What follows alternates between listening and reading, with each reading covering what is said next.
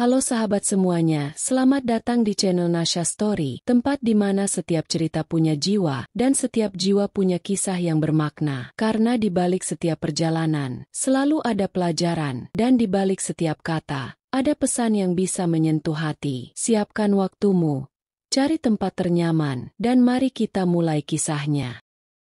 Namaku Liana, usia 30 tahun. Seorang perempuan yang mungkin bagi banyak orang bisa dibilang sudah mapan. Aku menjalankan bisnis fashion online yang sudah kurintis sejak lulus kuliah. Awalnya cuma dari kamar kos kecil dengan satu rak pakaian, modal nekat, dan semangat yang sering dipandang sebelah mata. Tapi aku percaya, setiap tetes keringat pasti akan ada hasilnya. Dan benar saja, kini, bisnis itu sudah punya gudang sendiri, punya tim sendiri, dan bahkan bisa ekspor ke luar negeri. Tapi aku bukan mau sombong. Aku cuma ingin bilang, semua yang kupunya saat ini, aku dapatkan dari perjuanganku sendiri. Bukan warisan, bukan pemberian suami. Justru, suamiku, Raka, adalah orang yang kutemui saat hidupku belum jadi apa-apa. Kami pacaran sejak awal aku mulai berjualan. Dia selalu ada di sampingku, menemani saat aku harus begadang mengemas paket atau mengantar pesanan sendiri ke ekspedisi. Saat itu, dia adalah cowok yang sangat aku banggakan. Bukan karena hartanya, karena jujur saja, dia tidak punya banyak. Tapi karena hatinya. Raka adalah pria sederhana yang pekerja keras. Dia bekerja sebagai freelance desain grafis, penghasilannya tidak tetap, tapi dia tidak pernah mengeluh. Kami berbagi apa adanya.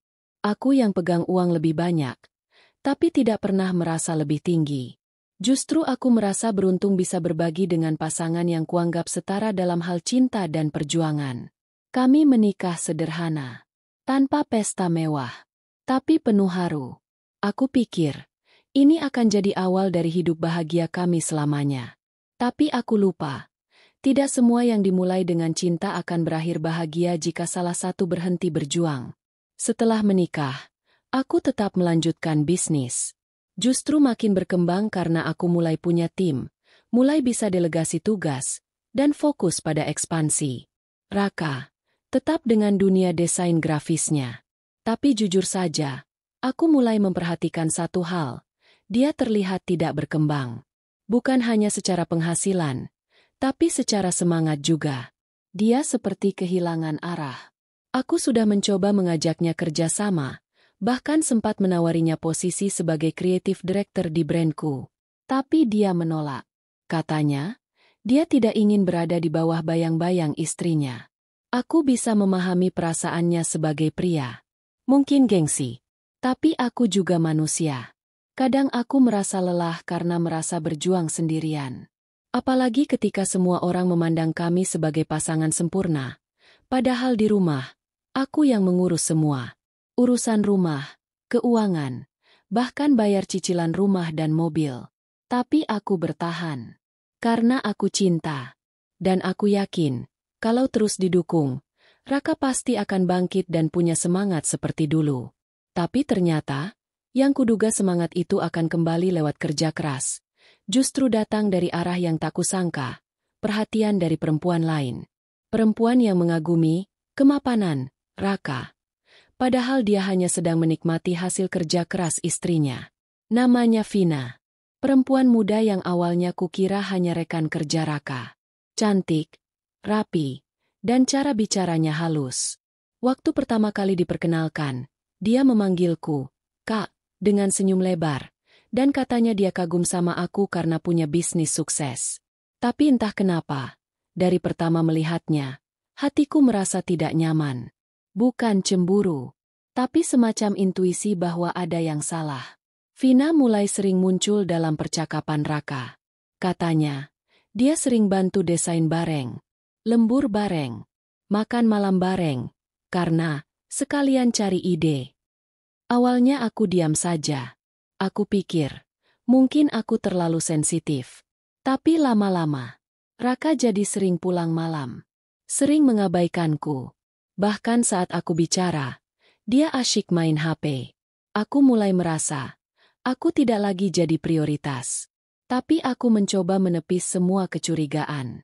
Karena aku percaya, pernikahan itu butuh kepercayaan. Tapi kepercayaanku mulai retak saat aku menemukan lipstik warna merah di saku jaket Raka. Warna yang bukan milikku, karena aku tak pernah suka merah menyala. Malam itu, aku menunggu Raka pulang sampai jam 2 pagi. Katanya dia lembur bareng klien. Tapi saat dia pulang, aroma tubuhnya berbeda. Bukan aroma khas lelaki yang pulang kerja, tapi aroma parfum wanita. Saat dia tidur, aku memberanikan diri membuka ponselnya.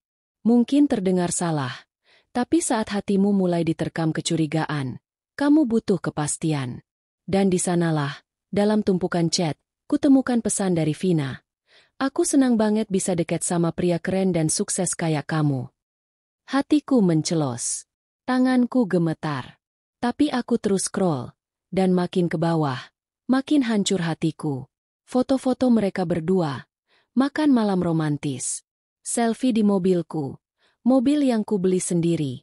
Bahkan ada video mereka tertawa berdua. Jelas-jelas sedang di ruang kerja Raka yang ada di rumah kami. Hatiku serasa diremukan. Aku ingin marah. Tapi air mata lebih dulu turun. Bagaimana bisa? Pria yang dulu kubela mati-matian. Pria yang kuberi semua kenyamanan hidup. Tega mengkhianatiku dari belakang? Malam itu aku tak tidur. Aku hanya duduk di tepi ranjang, menatap wajah Raka yang tertidur lelap, seolah tidak terjadi apa-apa. Aku merasa asing. Bagaimana mungkin orang yang tidur di sebelahku setiap malam, yang kupeluk setiap pagi, bisa sejahat itu? Tapi aku tidak langsung bangunkan dia. Aku tahu, kalau aku marah sekarang, aku hanya akan menangis, dan dia mungkin malah membalikan keadaan. Aku memilih diam. Aku memilih mengamati. Aku butuh tahu seberapa jauh mereka melangkah. Aku ingin lihat, sejauh mana Raka rela menghancurkan rumah tangga kami demi seorang perempuan yang bahkan tidak tahu bahwa semua kemewahan yang dia incar berasal dari wanita yang sekarang sedang dia hianati. Sejak hari itu, aku mulai mengumpulkan bukti. Aku cek semua histori rekening, lokasi GPS, bahkan CCTV rumah. Dan dari semua itu, satu hal yang pasti, mereka sudah terlalu jauh. Dan yang lebih menyakitkan, Raka sama sekali tidak merasa bersalah. Justru semakin hari, sikapnya makin dingin padaku. Seolah akulah masalah dalam rumah tangga ini. Hatiku benar-benar hancur malam itu. Bukan sekadar karena pengkhianatan, tapi karena realitas pahit yang tak pernah kubayangkan akan datang dari seseorang yang selama ini kusebut suami. Aku melihat sendiri, bukti demi bukti bahwa Raka bukan sekadar tergoda, tapi dia telah menjalin hubungan intens dengan Vina selama berbulan-bulan. Mereka jalan bareng, menginap di hotel saat aku pergi dinas. Bahkan Vina pernah ikut pakai kartu debit Raka, yang uangnya berasal dari rekening bisnis milikku. Aku bukan hanya dikhianati sebagai istri, tapi juga sebagai manusia. Yang paling menyakitkan adalah mengetahui bahwa Raka tidak merasa bersalah. Saat aku memperhatikan gerak-geriknya, dia justru makin santai.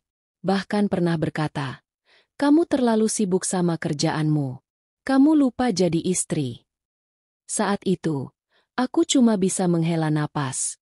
Aku ingin marah, ingin membantah, ingin berteriak bahwa semua kerja keras itu untuk kami. Untuk masa depan kami. Tapi apakah dia pernah benar-benar peduli? Apakah selama ini dia benar-benar mencintaiku? Atau hanya mencintai kenyamanan yang aku sediakan?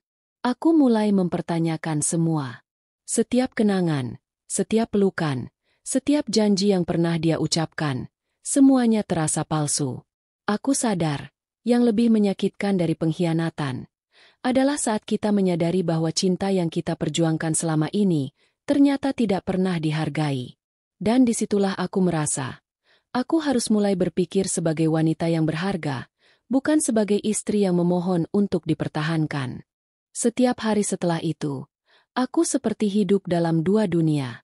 Di depan Raka, aku tetap bersikap seperti biasa. Menyapanya, menyiapkan sarapan, bahkan tetap mengucapkan selamat tidur. Tapi di dalam hatiku, aku sedang mengumpulkan kekuatan. Aku diam, bukan karena tidak tahu. Aku diam, Karena aku ingin tahu seberapa dalam luka yang sedang dia gali sendiri. Aku mulai menyusun strategi. Aku print semua bukti perselingkuhan mereka. Dari chat, bukti transfer, hingga foto-foto yang mereka pikir aman karena dikirim via pesan pribadi. Aku bahkan menyimpan voice note Vina yang berkata, "Gampang kok ambil suami orang kalau dia udah jenuh sama istrinya." Itu membuat darahku mendidih. Tapi aku tetap tenang. Karena aku tahu, wanita yang paling kuat bukan yang teriak-teriak saat dikhianati, tapi yang bisa tersenyum, bahkan saat hatinya dikoyak. Aku sadar, kemarahan yang meledak-ledak hanya akan membuatku terlihat lemah. Dan aku tidak ingin terlihat lemah di depan laki-laki yang bahkan tidak tahu cara menjaga janji. Jadi aku simpan semuanya. Menunggu waktu yang tepat. Menunggu saat di mana semua topeng jatuh. Dan mereka melihat siapa sebenarnya yang mereka permainkan. Karena dalam diamku, aku tahu, akan tiba waktunya aku berdiri, bukan sebagai istri yang disia-siakan, tapi sebagai perempuan yang tahu siapa dirinya, dan tahu apa yang pantas dia terima. Sampai akhirnya, hari itu datang. Aku sedang berada di luar kota untuk urusan bisnis selama 2 hari. Tapi sebelum berangkat, aku aktifkan notifikasi kamera CCTV rumah ke HP-ku. Entah kenapa, aku merasa harus waspada. Dan benar saja, malam itu, notifikasi muncul. Ada pergerakan di ruang tamu. Aku buka rekaman CCTV dengan jantung berdegup kencang. Dan di sanalah kulihat sosok Vina, duduk di sofa rumahku, memakai baju rumah yang pernah kubelikan untuk Raka.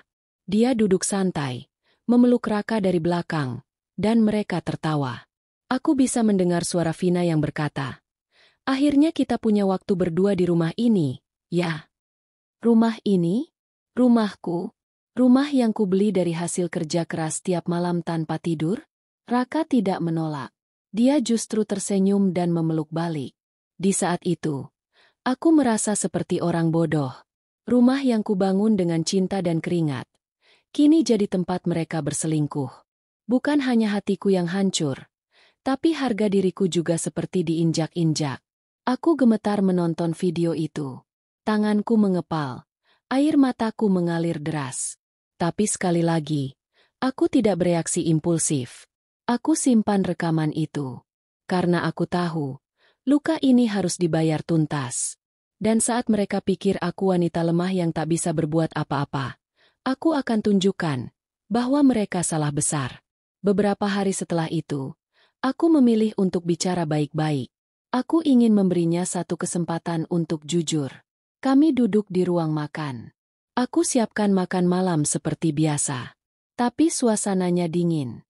Aku buka pembicaraan pelan-pelan. "Raka, kamu bahagia nggak sama aku?"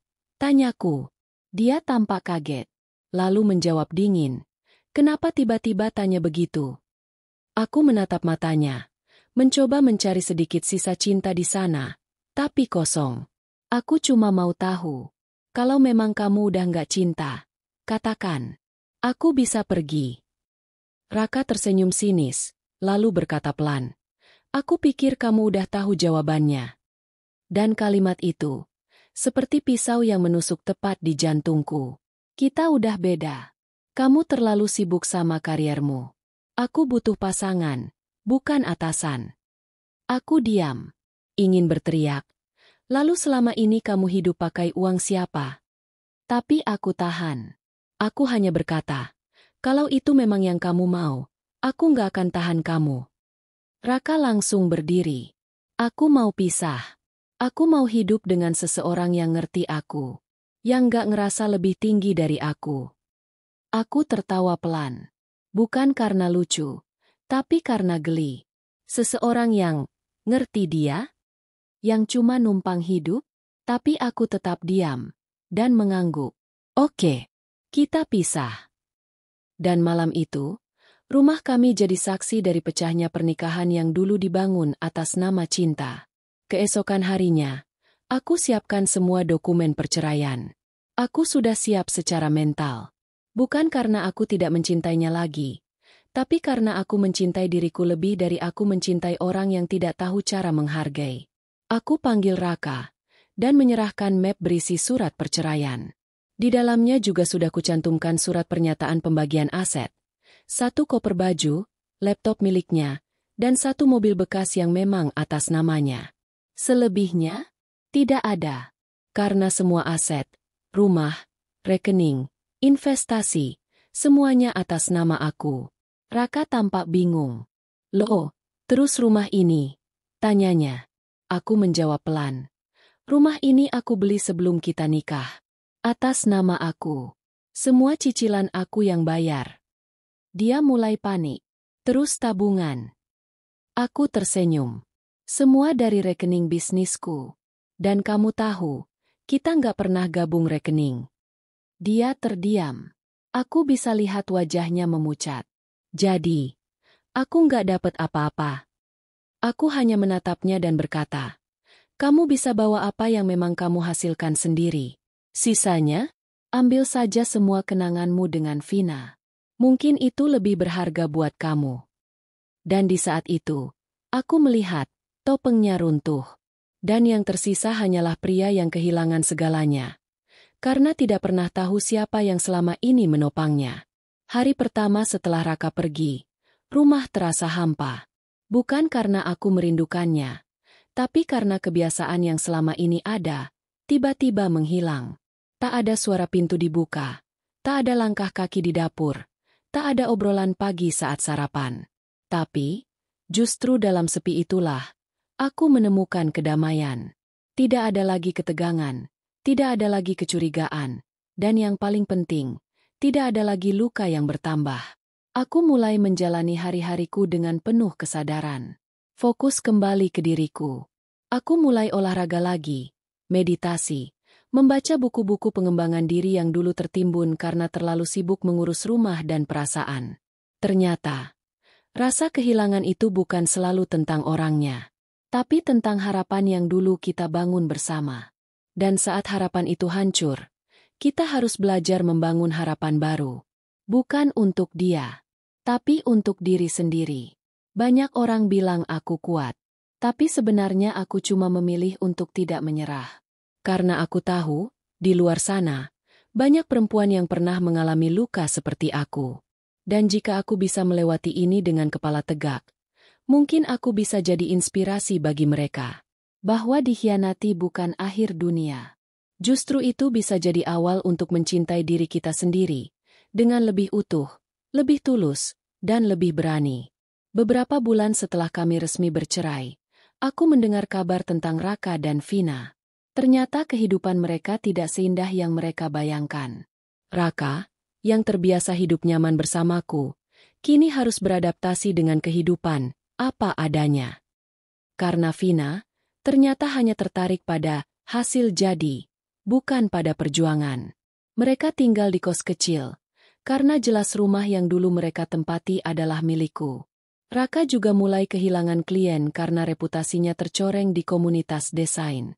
Beberapa rekan yang dulu mengenalku, memilih mundur karena tidak suka dengan cara dia memperlakukan istrinya. Dan Vina, mulai sering mengeluh di media sosial. Katanya hidup makin susah, rezeki seret, dan tidak seindah yang dia bayangkan. Aku melihat itu semua dengan perasaan yang aneh. Bukan senang, tapi juga bukan sedih.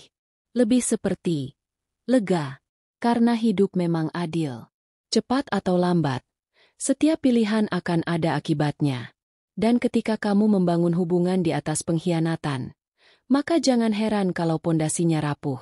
Aku tidak pernah mendoakan yang buruk, tapi aku percaya, Tuhan tidak tidur.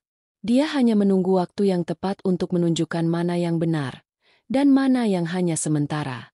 Tepat 1 tahun setelah perceraian, aku bertemu seseorang. Namanya Arya. Seorang pria sederhana, penyayang, dan sangat menghargai perempuan.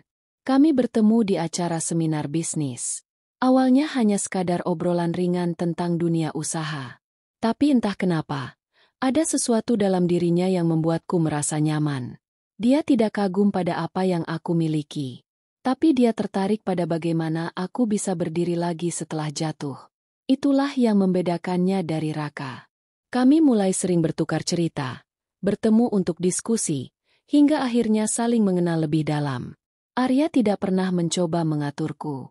Dia justru mendukung apapun yang aku lakukan, memberi ruang, dan menghargai pendapatku. Untuk pertama kalinya setelah sekian lama, aku merasa dicintai tanpa syarat. Aku tahu, tidak semua cinta kedua akan lebih baik dari yang pertama. Tapi aku juga percaya, cinta yang datang setelah kita belajar mencintai diri sendiri, jauh lebih sehat dan utuh. Bukan karena butuh, tapi karena siap. Dan bersama Arya, aku merasa siap. Siap untuk membuka lembaran baru, tanpa luka lama yang terus dibawa. Kadang, hidup memberi kita luka, bukan untuk menghancurkan, tapi untuk menyadarkan bahwa tidak semua orang yang datang dengan cinta benar-benar tahu cara mencintai. Dan tidak semua yang tampak baik-baik saja di luar benar-benar bahagia di dalam. Dulu, aku pikir mempertahankan rumah tangga adalah kewajiban. Tapi sekarang aku tahu, mempertahankan harga diri juga penting. Kita bisa sabar, bisa memaafkan, bisa bertahan. Tapi kalau sudah menyakiti jiwa kita sendiri, maka itu bukan lagi cinta, itu penyiksaan. Dari kisah ini, aku belajar bahwa yang membuat kita berharga bukan pasangan, bukan status, bukan harta. Tapi bagaimana kita memperlakukan diri sendiri saat semua orang meninggalkan. Dan saat kamu tetap memilih berdiri, itulah kekuatanmu. Aku tidak menyimpan dendam pada Raka ataupun Vina. Karena kalau bukan karena mereka, aku tidak akan pernah tahu seberapa kuat aku sebenarnya. Kadang, orang yang menyakitimu justru membentuk versi terbaik dari dirimu. Dan untuk itu, aku bersyukur. Bukan karena mereka menyakitiku, tapi karena aku bisa bertumbuh darinya. Sekarang, aku hidup bahagia. Bukan karena hidupku sempurna, tapi karena aku memilih untuk menciptakan kebahagiaan dengan tanganku sendiri. Aku tidak lagi bergantung pada siapapun untuk merasa cukup. Aku cukup, karena aku menerima diriku apa adanya. Buat kalian yang sedang melalui fase sulit, entah itu pengkhianatan, perpisahan, atau kehilangan, percayalah, ini bukan akhir. Ini hanyalah proses menuju versi dirimu yang lebih kuat. Jangan pernah merasa hidupmu hancur hanya karena satu orang meninggalkanmu. Karena yang tepat, tidak akan membuatmu merasa tak cukup. Yang benar-benar cinta, tidak akan pernah mengkhianatimu. Jadi, bangkitlah, peluk dirimu sendiri, lanjutkan hidupmu dengan kepala tegak. Karena kamu berharga. Dan kamu layak bahagia. Beberapa waktu setelah aku benar-benar bangkit dan hidupku membaik, kabar tentang Vina dan Raka kembali terdengar. Kali ini bukan dari media sosial, tapi dari salah satu teman yang secara tak sengaja bertemu mereka. Ternyata hubungan mereka tidak bertahan lama. Setelah 6 bulan hidup bersama, Vina mulai menunjukkan wajah aslinya. Dia bukan hanya tidak mau bekerja, tapi juga mulai sering mengomel karena kebutuhan sehari-hari tidak terpenuhi. Raka, yang dulu terbiasa hidup nyaman, sekarang harus bekerja serabutan. Bahkan pernah jadi freelance desain dengan bayaran minim. Sementara Vina terus menuntut. Minta makan di luar, minta dibelikan barang-barang mahal, minta liburan. Semua yang dulu pernah aku berikan ke Raka, kini dia harapkan dari Raka. Bedanya, Raka kini tak lagi punya sumber dana. Dan Vina pun mulai merasa kecewa. Dari sanalah pertengkaran demi pertengkaran mulai terjadi. Ada hari di mana Vina memaki Raka di depan umum. Ada pula saat Raka kabur dari kos karena tidak tahan dengan drama yang terus-menerus. Karma memang tidak pernah salah alamat. Dan aku tidak perlu berteriak atau membalas dendam. Karena waktu dan kehidupan sudah melakukan itu untukku. Meskipun aku sudah keluar dari hubungan yang menyakitkan, bukan berarti proses penyembuhan itu mudah. Ada hari-hari di mana aku masih terbangun dengan rasa takut. Takut dikhianati lagi. Takut disakiti lagi. Aku sempat ragu untuk membuka hati untuk Arya. Aku takut akan kembali kecewa. Takut trauma itu kembali menguasai. Tapi disinilah aku belajar arti dari memaafkan. Bukan memaafkan karena mereka layak dimaafkan, tapi karena aku layak mendapatkan kedamaian. Memaafkan adalah bentuk tertinggi dari cinta pada diri sendiri. Aku pelan-pelan berdamai dengan masa lalu. Aku tidak menghapus kenangannya, tapi aku tidak lagi mengizinkannya melukaiku.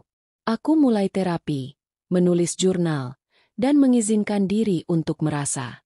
Karena penyembuhan bukan tentang melupakan, tapi tentang menerima. Hari demi hari, aku merasa lebih ringan. Trauma itu perlahan berubah menjadi kekuatan. Dan saat aku bisa berbicara tentang semuanya tanpa air mata, aku tahu, aku sudah sembuh. Bukan karena waktu, tapi karena aku memilih untuk sembuh.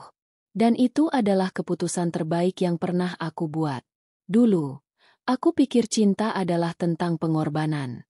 Tentang bertahan meski sakit. Tentang menahan luka demi menjaga hubungan. Tapi setelah semua yang aku lalui, aku belajar bahwa cinta seharusnya tidak menyiksa. Cinta seharusnya tidak membuat kita kehilangan diri sendiri. Bersama Arya, aku belajar apa itu cinta yang sehat. Cinta yang tidak memaksa. Cinta yang tidak membuatku merasa kecil. Cinta yang tidak membuatku mempertanyakan harga diriku. Kami saling menghargai, saling memberi ruang, dan saling percaya. Tidak ada drama, tidak ada pengkhianatan. Kami tidak selalu sepakat dalam semua hal, tapi kami selalu saling mendengar. Dan disitulah aku sadar, hubungan yang sehat bukan tentang siapa yang menang atau kalah, tapi tentang dua orang yang memilih tumbuh bersama. Aku bersyukur pernah terluka, karena dari luka itu aku bisa menghargai cinta yang benar. Dan untuk kalian yang masih berada dalam hubungan yang menyakitkan, percayalah, cinta yang sesungguhnya tidak akan membuatmu menangis setiap malam. Selama proses jatuh bangun itu, aku dikelilingi oleh orang-orang luar biasa. Sahabat-sahabatku adalah salah satu alasan aku bisa kuat. Mereka tidak pernah meninggalkanku saat aku terpuruk. Bahkan saat aku terlalu lelah untuk bercerita, mereka hadir hanya untuk mendengarkan. Mereka tidak menghakimi. Tidak berkata, kan sudah dikasih tahu.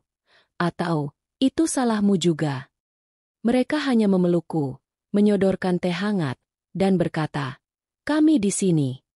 Kadang, kita terlalu sibuk mengejar cinta dari pasangan, sampai lupa ada cinta luar biasa dari orang-orang di sekitar kita. Aku belajar bahwa lingkungan yang sehat itu menyembuhkan. Dan kita punya hak untuk memilih siapa yang ada di sekitar kita. Setelah bercerai, aku juga mulai selektif. Aku jauhkan diri dari orang-orang toksik, dari teman-teman yang hanya datang saat butuh. Aku memilih untuk dikelilingi oleh energi positif. Dan itu sangat membantu dalam proses penyembuhan. Jadi kalau kamu sedang merasa sendirian, lihat sekelilingmu. Mungkin, ada satu atau dua orang yang benar-benar tulus, yang hanya sedang menunggu kamu membuka hati untuk menerima cinta yang berbeda bentuk, tapi sama berharganya. Kini, aku tidak lagi takut menghadapi dunia sendirian. Aku adalah perempuan yang pernah dicintai, dikhianati, dan ditinggalkan. Tapi aku juga adalah perempuan yang memilih bangkit, menyembuhkan diri, dan membangun kembali hidupnya dari nol. Aku bangga pada diriku sendiri. Aku bisa berdiri di sini, bukan karena tidak pernah jatuh, tapi karena tidak menyerah setiap kali jatuh. Aku terus mengembangkan bisnis, mulai berbagi kisah di berbagai forum perempuan, dan tak jarang mendapat pesan dari wanita lain yang bilang, kisahmu menyemangati aku. Dan itu adalah hadiah paling indah. Aku tidak pernah menyangka bahwa dari luka yang menyakitkan, aku bisa melahirkan harapan untuk orang lain. Jika dulu aku berpikir hidupku hancur karena ditinggal suami, sekarang aku sadar, hidupku justru dimulai dari sana. Karena saat seseorang yang tidak layak pergi, ruang terbuka untuk hal-hal indah yang lebih pantas. Jadi, untuk kamu yang sedang berada di titik paling gelap, ingatlah, kamu tidak sendirian. Dan kamu juga bisa bangkit, seperti aku. Suatu hari, takdir mempertemukanku kembali dengan Raka. Bukan di sebuah acara mewah, bukan pula di tempat yang dramatis, tapi di sebuah kafe kecil, saat aku sedang meeting dengan klien. Aku tidak menyangka akan bertemu dia di situ. Dia duduk di pojok ruangan, sendiri, menatap layar laptop dengan wajah yang jauh berbeda dari Raka yang dulu aku kenal. Wajahnya lebih tirus, sorot matanya kosong, dan tubuhnya terlihat kelelahan. Ketika mataku menangkap matanya, dia pun terkejut. Kami hanya saling tatap beberapa detik. Tidak ada senyum, tidak ada sapaan. Tapi dari tatapannya, aku tahu, dia menyesal. Ada luka yang belum sembuh di matanya. Saat aku selesai meeting dan berjalan keluar, dia memanggilku pelan. Liana, aku berhenti sejenak, menoleh. Dia mencoba berbicara, tapi suaranya bergetar. Maaf, atas semuanya. Hanya itu. Tidak ada drama, tidak ada pembelaan diri. Hanya satu kata, maaf. Dan aku tidak membenci dia lagi. Aku hanya mengangguk, lalu berkata pelan. Aku sudah memaafkanmu, sejak lama. Kemudian aku pergi. Bukan karena aku ingin meninggalkannya. Tapi karena aku sudah terlalu jauh melangkah untuk kembali melihat ke belakang. Setelah semua yang aku lalui, aku merasa punya tanggung jawab. Bukan hanya untuk diriku, tapi untuk perempuan lain yang sedang berada dalam posisi sepertiku dulu. Aku mulai rutin berbagi cerita melalui media sosial, menulis blog, hingga membuka sesi mentoring kecil-kecilan untuk perempuan yang sedang bangkit dari trauma rumah tangga.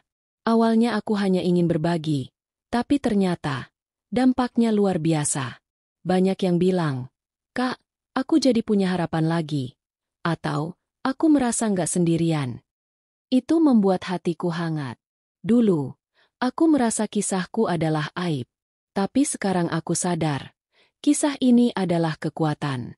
Luka yang pernah menyakitiku, kini jadi pelita untuk orang lain. Aku tidak perlu jadi motivator terkenal. Cukup jadi seseorang yang hadir dan berkata, aku pernah ada di posisimu. Dan aku berhasil keluar. Dan itu sudah lebih dari cukup. Karena ternyata, menjadi cahaya bukan selalu soal menyinari dunia. Tapi cukup jadi pelita kecil untuk seseorang yang sedang tersesat di gelapnya hidup. Untukmu, perempuan yang sedang membaca ini dan merasa dunia sedang runtuh. Aku ingin bilang, kamu kuat. Mungkin kamu sedang ditinggal orang yang kamu cinta. Mungkin kamu sedang merasa tidak cukup.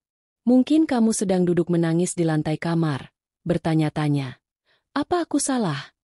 Percayalah, kamu tidak sendiri. Aku pernah ada di titik itu. Dan hari ini, aku ada di sini untuk bilang, kamu bisa melewatinya. Jangan biarkan satu orang merusak pandanganmu tentang cinta. Jangan biarkan satu luka menghapus seluruh harapanmu. Kamu layak bahagia. Kamu layak dicintai dengan baik. Dan kamu layak untuk sembuh. Mungkin bukan hari ini, mungkin tidak besok. Tapi suatu hari nanti, kamu akan bangun di pagi hari, dan kamu tidak lagi menangis. Kamu akan tersenyum dan berkata, akhirnya aku bisa bernapas lagi. Sampai hari itu tiba, peluk dirimu sendiri. Beri waktu. Jangan terburu-buru. Karena proses sembuh itu sakral. Dan kamu layak menjalaninya dengan penuh cinta. Jika aku bisa memilih, aku tidak akan ingin mengalami pengkhianatan. Tapi jika aku tidak pernah terluka, aku mungkin tidak akan pernah tahu betapa kuatnya diriku. Hidup tidak selalu memberi kita apa yang kita minta, tapi hidup selalu memberi apa yang kita butuhkan. Aku butuh jatuh untuk belajar berdiri. Aku butuh kecewa untuk belajar mengikhlaskan. Dan aku butuh ditinggalkan, untuk akhirnya menemukan diriku sendiri. Sekarang aku tahu, cinta terbaik bukan datang dari orang lain, tapi dari diriku sendiri. Aku bisa mencintai, memberi, menyayangi, tanpa kehilangan jati diriku. Dan saat aku penuh, saat aku utuh, barulah cinta yang sehat datang kepadaku. Jadi pelajaran terbesarku adalah, jangan pernah takut untuk ditinggal. Karena mungkin, dengan ditinggal, kamu sedang diselamatkan. Dan pada akhirnya, kamu akan berterima kasih pada masa lalu, karena dia membawamu ke masa depan yang jauh lebih indah. Kisah ini bukan hanya tentang pengkhianatan, tapi tentang kekuatan. Tentang bagaimana seorang perempuan bisa bangkit, menyembuhkan dirinya, dan menciptakan kehidupan baru yang jauh lebih baik. Aku bukan satu-satunya yang bisa melakukannya. Kamu pun bisa. Setiap dari kita punya luka. Tapi yang membedakan adalah bagaimana kita memilih untuk meresponsnya. Kamu bisa hancur, atau kamu bisa bangkit. Dan aku harap, setelah mendengar kisahku, Kamu memilih untuk bangkit, bukan demi orang lain, tapi demi dirimu sendiri. Karena kamu berharga, karena kamu layak bahagia. Terima kasih sudah mendengarkan kisah ini. Jangan lupa untuk like, komen, dan subscribe channel ini agar aku bisa terus berbagi kisah-kisah inspiratif lainnya. Tulis doa terbaikmu di kolom komentar. Siapa tahu dari tulisanmu, ada keajaiban yang datang. Sampai jumpa di kisah selanjutnya. Dan ingat, ketika seseorang mengambil suamimu, biarkan. Karena bisa jadi, yang miskin itu bukan kamu, tapi dia. Dan yang paling kaya adalah kamu, yang tahu bagaimana mencintai diri sendiri dengan utuh.